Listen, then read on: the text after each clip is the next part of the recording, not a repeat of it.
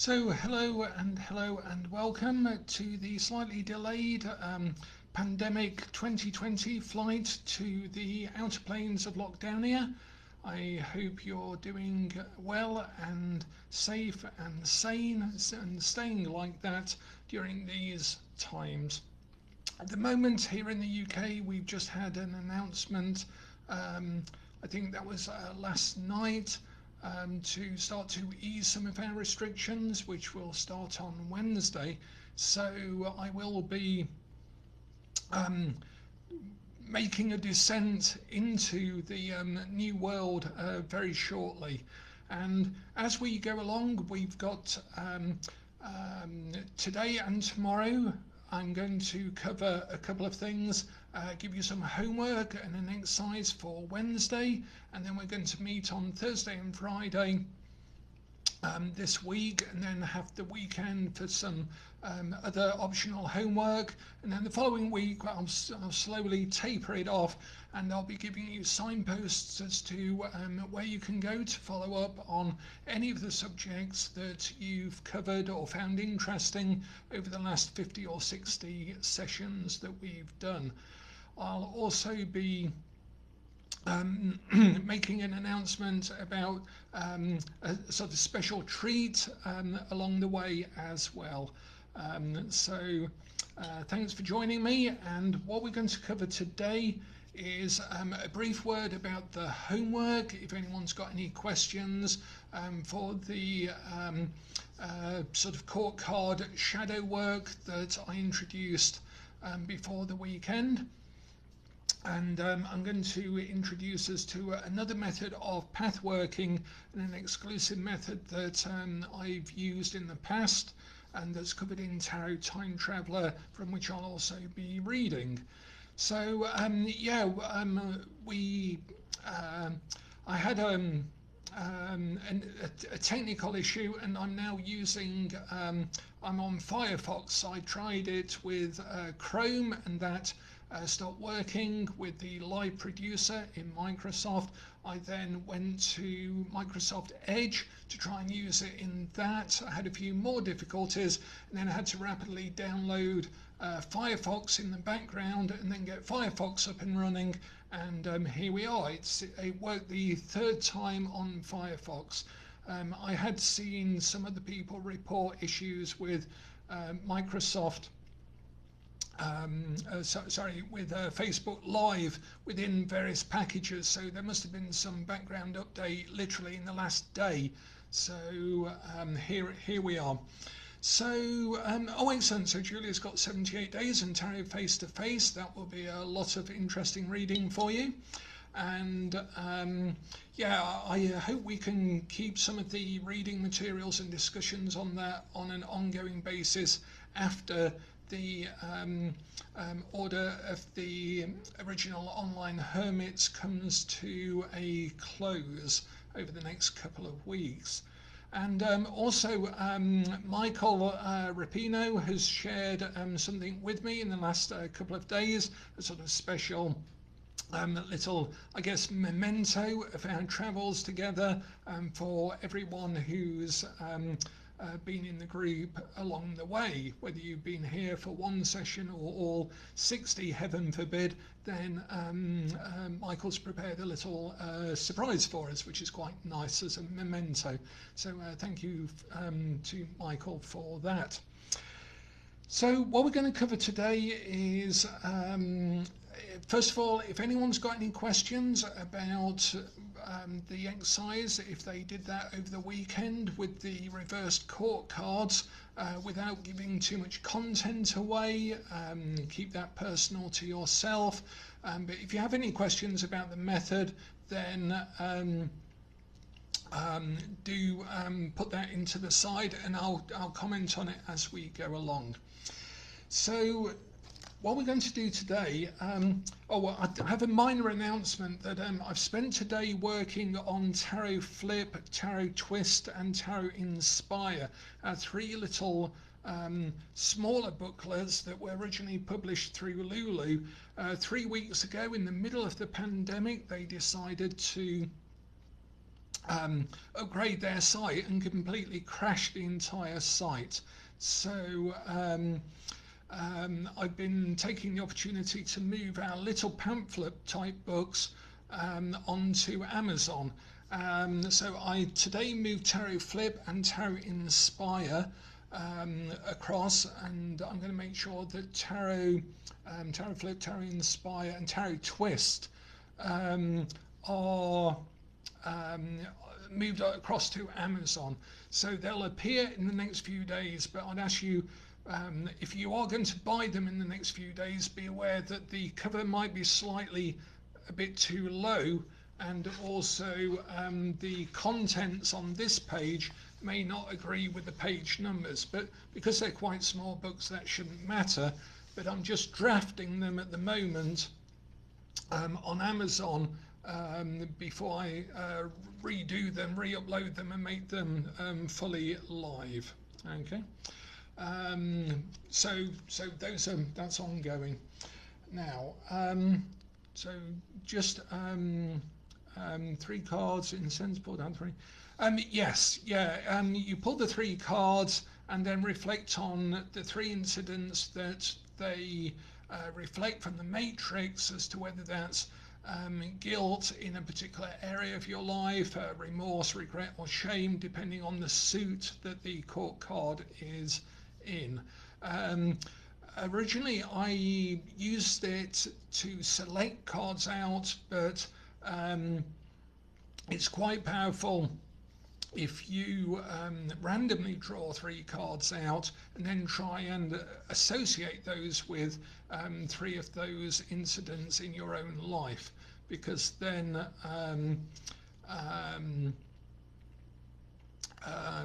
you can use it as a sort of past divinatory method as opposed to a future divinatory method, and that can be quite powerful. Also, if you're having to think about things in that way to try and associate them with the cards, then in NLP terms you'll do what's called a transderivational search, because you'll have to go through all of the events that feel associated with some sort of guilt, shame, regret or remorse. But that is, again, it's quite a profound shift and focusing of your attention. So obviously allow yourself some leeway in doing it. Don't try too hard with it, and give it some time and space. So the first part, you actually reverse the cards. All of the cards are reversed.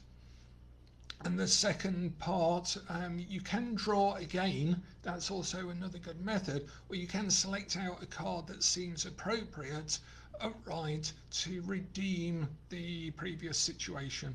Yeah, so as Deb is saying, pull 3 cards reverse, and then pull another 3 for remedial work, and then allow your conscious mind to try and connect them, whilst your unconscious mind maps that whole area of your past where all of those things might live. So that's one way of doing it. So what we're going to cover today is we're going to return to the Tarot of the Secret Dawn. You don't need the deck for this exercise, because I'm going to show you something out of Tarot Time Traveler that allows you to make your own path workings of an actual reading. Now, most times we do a path working, astral travel, guided visualization with a singular card or with a path or something like that. So if we take a look at one of these cards that we looked at previously in the Secret Dawn deck, oh yeah, as Sharon is saying, with the previous method, you can turn the original 3 upright and look at them as remedial in that sense. That's a perfect way of doing it as well. So we looked at this card as the World card in the Tarot of the Secret Dawn, and we can see that it's loaded with symbolism of the Yesodic moon, the portal to the Shekinah, the mandala, shape here, and then the outer symbols of the order given to the student as symbols. They don't mean anything particularly, they're just symbols. So we would visualize this card, we would enter into it, and we would have an astral experience or a visual experience. So I wanted to read you a sort of scene setting vignette from Tarot Time Traveller, and then a path working of sorts. And you can close your eyes if you want at the second part of this to go through the path working as I read it. I will be reading it a little bit sort of faster than we would do if it was a guided meditation, because I don't intend to actually run a guided meditation in this particular session, just to read out a more detailed version of what one would be like. Okay, so I just want to set the scene first. Tarot Time Traveller has all of these little vignettes in it to set the scene of each of the eras of tarot that we're discussing, or Lenormand or Cartomancy, whichever the section is. So this introduces the section called the Magical Years, where we start to talk about the Golden Dawn and what they did with the tarot, before we then went on to look at Crowley in the book. So this takes us to a scene with the Golden Dawn in 1893, and this is all based on real diaries and actual studies of the diaries of the real original members as well. So if you will, let us take a moment to step back to the 27th of January 1893, London, England. We arrive in London on the 27th of January 1893, 10 a.m. local time. The streets are deep in snow and the buildings obscured by a thick fog. It is exceedingly cold but otherwise dry under a low cloud. It is easy to locate our target, Mr. F.J. Johnson, as he walks excitedly along Cleveland Street and takes the corner into the smaller Clipstone Street. He does not know it, of course, but we know this corner will be dominated by the imposing BT Tower, the Post Office Tower, as it was originally known when it was completed in 1964, some 70 years after Mr. Johnson rounds that corner. For now, though, Mr. Johnson has another tower on his mind, the Blasted Tower, which he is studying in the library of the Golden Dawn, now headquartered at 24 to 25 Clipstone Street.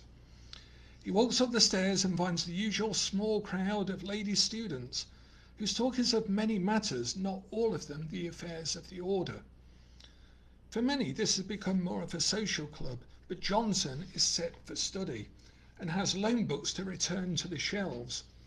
He takes out Book T, a handwritten hardback notepad with loan written in gold on the cover.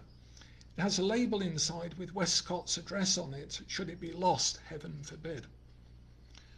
The vault lies just beyond this study room, a fully illustrated pastos of 7 sides with elaborate but somewhat crudely drawn colours and esoteric symbols of the zodiac, planets and elements. Johnson himself was initiated in the vault when it was at Tharth's Inn some 4 years ago, and he's been visiting these new premises as regularly, at least once a month, since it was moved in September last year, 1892. Last month he invoked the spirit of Jupiter into the temple, and in a vision he had been told to pursue his studies of the house of God struck by lightning. So here he sits, poring over Mather's notes in Book T, trying to make sense of his visions. Johnson will continue his studies, although with decreasing enthusiasm, for 7 years from this time point, when he will finally resign as the order itself declines from its teaching. But for now, we watch as other order members arrive and begin to prepare for another adept initiation, one of 30 to be carried out and recorded in the Clipstone Street diary. So that sort of sets the scene for what it might have been like to walk into the Golden Dawn temple at Clipston Street at that particular time in the Order's illustrious history.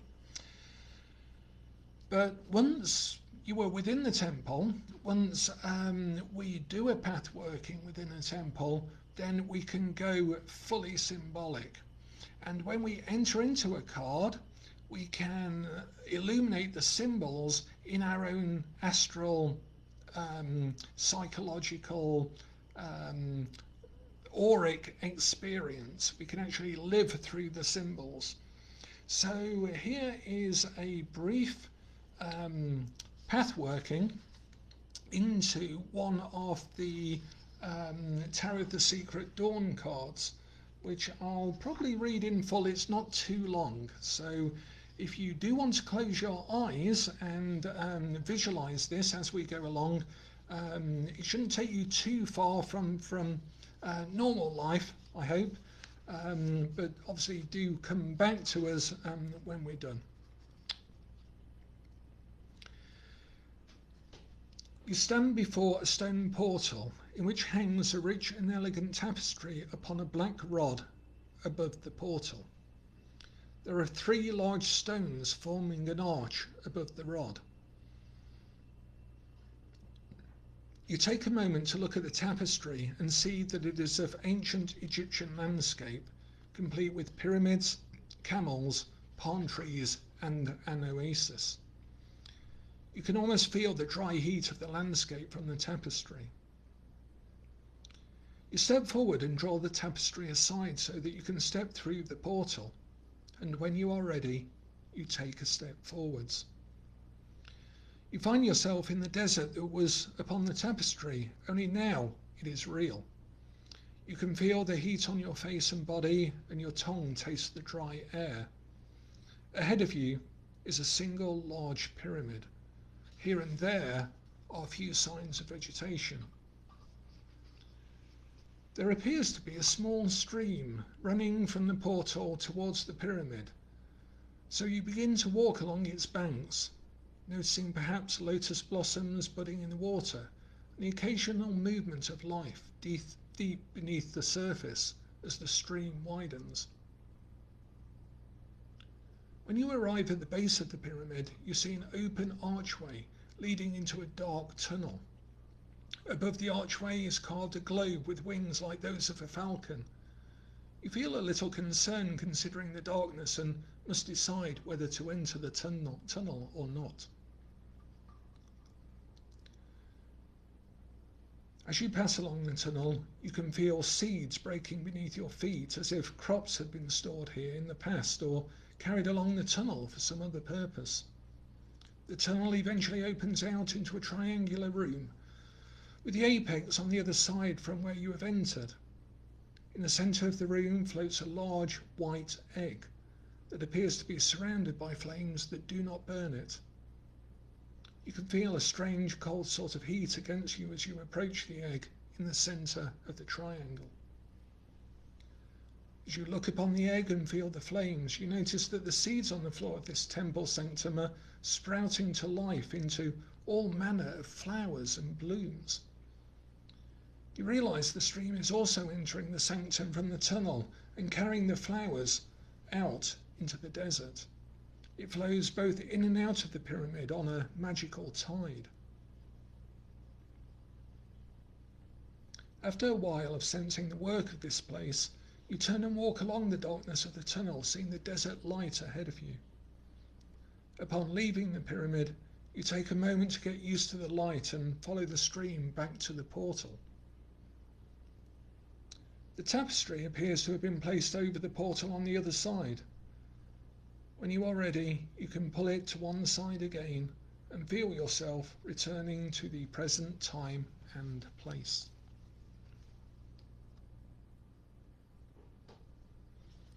So that's a brief, if you want to open your eyes, that's a good time to do it, and just ground yourself, feel your feet on the floor, give your shoulders a shake and get back into your body. So that's just a brief example of a path working written for a guided visualization, as opposed to the sort of freeform one that we did over the last weekend. Now, particularly when we construct a path working like that, we can then look at each of the symbols within the structure and the mechanism as if we were interpreting a dream. And if you go back now many videos ago to the dream interpretation section that we did, you'll see how this also works within the path working as well, because as we're making our descent back down from everything we've been doing, I'm going to tie things back in a slightly different manner to how we sort of went up the curve. So in that particular working, we can consider these symbols with these interpretations. Okay, so the egg in that visualization is a symbol of rebirth, also immortality, fertility, and also your aura and natural receptivity. Okay, the egg has all of those symbols. Now, the fact that the egg was on fire and in the center of the pyramid also have ancillary meanings as well. Okay, the pentagram in that was life, power, protection, grounding, invoking, banishing. So that was the symbol of the pentagram. The water, of course, is sustenance, life, and promise. And so we went up the water and then came back out following the water, because we were following the stream of natural life as it works. Then the triangle, of course, is both in the pyramid and within the room itself, is the Trinity, the created Trinity, the 3 in 1. And again, we looked at that when we talked about the upper part of the supernal triangle of the tree of life. The buds, of course, are hope, innovation, and growth. So when the buds appear in that short but packed path working, they are now symbolizing new life, hope, and sustenance again. The flowers are spring and the feminine energy, and the egg is also feminine. The pyramid is more masculine, so you have a balance of masculine and feminine powers. Now, again, Julia, if we were doing a free form working, then I may have left you inside the pyramid and asked you what then happens to the egg. But because it's just a demonstration of how you can construct a working like that, then we were a bit quick. But yes, indeed, something could have come out of the egg, or we could have walked into the egg and something could have happened to us. And that's the nature of a more free form working. The seeds, of course, of fertility, virility, ideas, the cycle of death and rebirth, and again going into the pyramid and coming back out through the tunnel is a death and rebirth, birthing canal symbolism as well. The pyramid itself represents the work of initiation, and this is secretly why I put that particular working inside Tarot Time Traveller, because I wanted an initiatory working within it. And the winged globe that was above the portal of the pyramid is the will, the core of the self, because the core of the self is what is initiated and what is initiating and what does the initiation. So that was based on the pyramid itself. So you can then look at all of those symbols within the pyramid, within that working, and construct a mapping to real life out of it. It's always a mapping to real life. And that's sort of where I wanted to go to with our method for today. Because in a practical sense, you can follow other people's path workings, you can write your own, you can go on a freeform one through one card. But in Tarot Time Traveller, we shared a method that I've used on quite a lot of occasions when you have a number of cards that you want to explore. And sometimes when you get a reading, sometimes it niggles at you and you can't quite work out what it's saying or whether you're missing something, but you know it's important, and sometimes it just has no meaning at all, and yet you sort of know it has some meaning, and that's quite important to recognize that sort of push of this reading. I did it very importantly, I did it right, I've used the right deck for it, I've asked the right question, but the cards are just nonsensical, but it's like they're taunting me in some way. When you have a reading like that, you can pathwork it, and you can do it in a very simple way by using, I hope, some of the NLP stuff that we've talked about, some of the ways of using symbols will make sense as to how this method is built. And it's very simple. What we do, and also now you will also realize as you look back over the previous videos of how this ties in with pinpointing and bridging. Because if you recall, right at the beginning of all of this, I always said that we never teach anything that is a waste of time for later work. Everything from the outside work of just teaching people to read tarot all the way through the entire initiatory system is built backwards to make sure that whether you follow it all through or not, it doesn't matter. None of the teaching is actually wasted. And this is a classic example, because what I'm going to show you is how to make your own astral journey from a tarot reading, but you'll recognize the basic method that we're using that we teach to absolute beginners, and that's this. So if we take a reading, and I'll shuffle the deck so that we get a totally random one, so you know that this is made up in real time just to test the system. Okay, so we get the Star, Temperance, and Justice. Now, these are three major arcana, which is just ironic. I did shuffle the deck, I thought, but let's go with three majors. It doesn't matter if they're minors or court cards or anything, but I said I'd do it randomly, and we've got three majors, so that's what we're going to do. And you do it like this. If this was a reading that you couldn't interpret, or you want to go in deeper to the reading, just do this. First of all, we use pinpointing. We use that again, but in this manner. We want to make a glyph of these three cards. So each of these cards I want to make a single symbol from. Okay, now if you recall in the Tarot of the Secret Dawn, the symbols, if I just grab that deck again, are fairly glyphic. The symbols are very glyphic.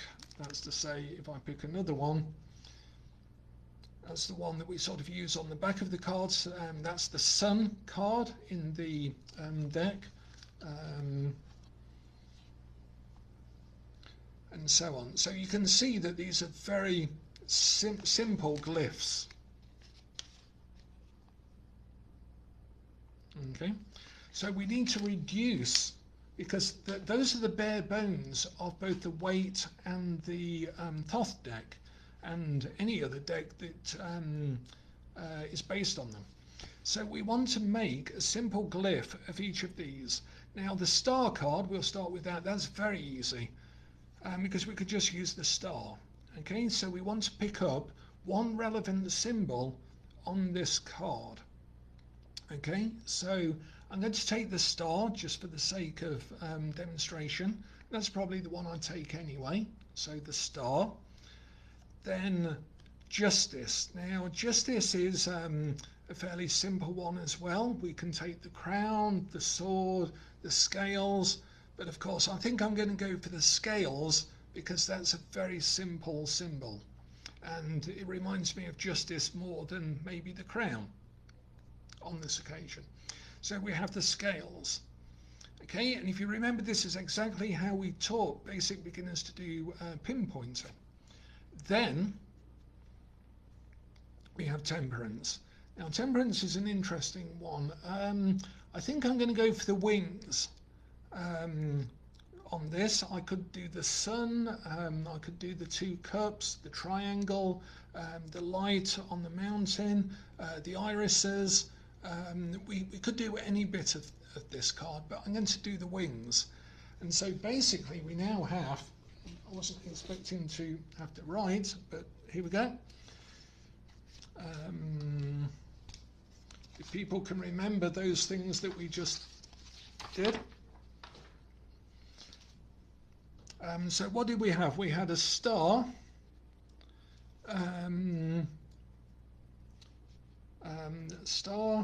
justice, and temperance.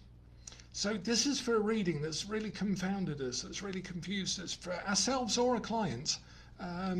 So we've had star, justice, and temperance, and we picked up the star symbol. I'll just do that as just a hexagram at the moment. The justice symbol, which is a pair of scales, which I'm just going to write like this.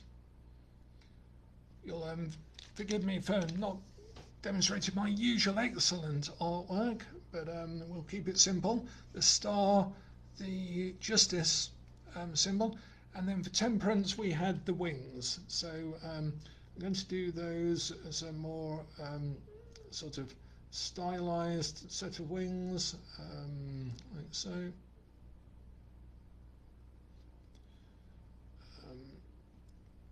Like so. Okay, so we've got some wings.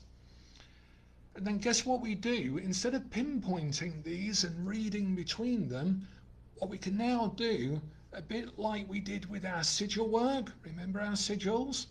And you'll see how all of these methods all build up and cascade together, is we make a door, slightly wobbly one,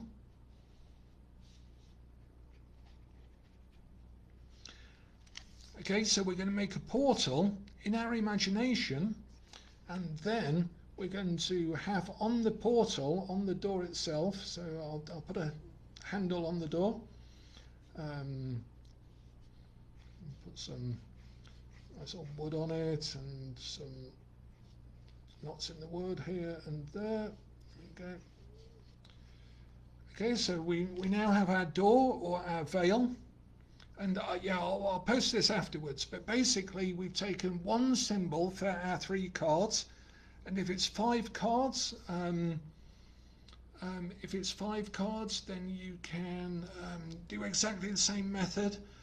If it's 1 card, you can do the same method as well, but 3 cards is a good number for this. And then onto that door, I'm going to put a symbol which is a pair of scales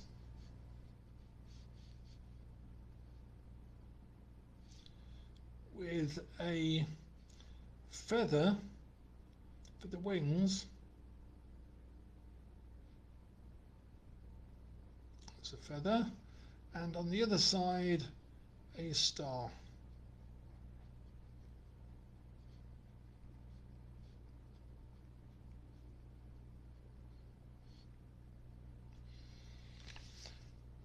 Okay, so I put a set of scales with the feather and the star on it. I could have had a winged star with a pair of scales underneath it, or any other combination of these 3 symbols. So we place that on the door. Okay, we place that on the door, and then of course what we do is we simply, guess what? No prizes for guessing what we can then do with that is we can then go on a astral journey by projecting our astral form in front of us again and again and again, building that up as if we're building it into a sphere, and then we enter into that door through that symbol, and we can talk to the entities that are within that working. We can combine it with the inner guide meditation if we want. If we're already doing that working, then we can take that symbol to the inner guide and say, take me to the place where I can engage with this symbol and talk with the entities that dwell or belong to this particular symbol. You can also do lucid dreaming methods by drawing the symbol by the bed, visualizing it, going to sleep, and then maybe having a lucid dream within that symbol itself. So basically you can do anything you want. You can also even make it into a sigil from the spread itself and then activate the sigil, which will then cause a change in your environment that responds to that spread that you've done as well, which is quite an interesting thing when you do it, because the cards reverberate very powerfully with the environment around you, and quite often you will end up with something quite extraordinary happening when you actually activate that. And as Leela's asking, yes, absolutely, if they're minor arcana, it's a bit more dynamic and less subtle. If they're court cards, then it's usually you feel a shift in yourself when you do it, because they're sort of personalities. But if it's a mixture of all three, which usually it is, if it's a 3-card reading, then it's a combination of all of those things. That's why it's so powerful when you condense them into one symbol, and then you activate that symbol to either explore it or project it outwards, and that engages. It's almost like it's tarot to engage life rather than escape it, which is of course the tagline of Tarosophy. This is another example of using the cards in a dynamic way, so that you do a reading on a situation, and then instead of just going, oh, okay, that's you know, an explanation, that's information about it, it tells me what to do about it and whatever, you can go down the same channel and back into the universe at the same frequency and activate it, engage with it, get more information out of it, because it's a two-way street. It's a two-way street. Divination comes this way, and our theurgy, our magical practice, goes back the other way. So you can do any of those things with it, but I hope it shows you the sort of mindset that we're working with, that you're not just doing a flat reading with flat tarot cards, that they are arising in the universe with you and with everything else. They're pinpointing something, and so as they do that, you can actually activate the channels back through the system as well. You know, if you believe that this is the universe talking to you, then why don't you have a word with the universe while you've got its attention through the same channel?